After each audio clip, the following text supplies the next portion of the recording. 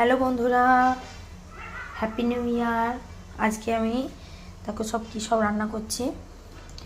এই যে পালং শাকের ডাল, আর এদিকে আছে বাদাম আর পোস্ত বাটা, আলু কষা হয়ে গেছে, বেগুন কষা হয়ে গেছে, মূলো ভাজা হয়ে গেছে, আলু সেদ্ধ হবে।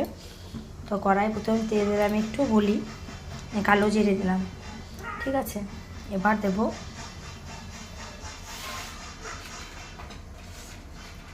একটু শুকনো লঙ্কা, নিয়ে দিয়ে দেবো একটু আদা বাটা হলো। এবার দিচ্ছি একটু হলুদ,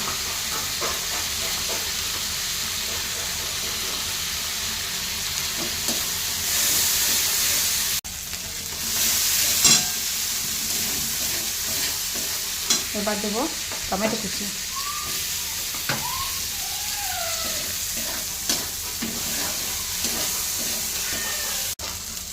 এবার আলুগুলোকে দিয়ে দেবো, একটু লবণ দিয়ে দিচ্ছি,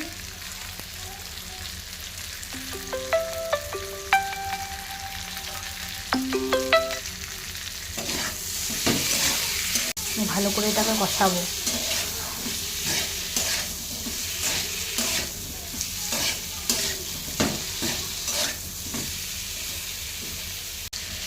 এই যে ভালো করে কষা হয়ে গেছে, বেগুনগুলো এক বেলা গলে গেছে। তো এবারে বাদাম আর পোস্ত বাটাটা আমি দিয়ে দেবো, ঠিক আছে।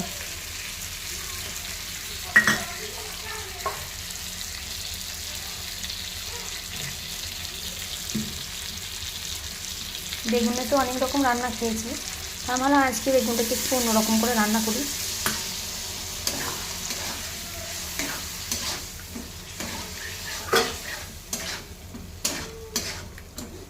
তো এটাকে বাদাম আর পোস্ত বাটা দিয়ে এখন একটু কষাবো।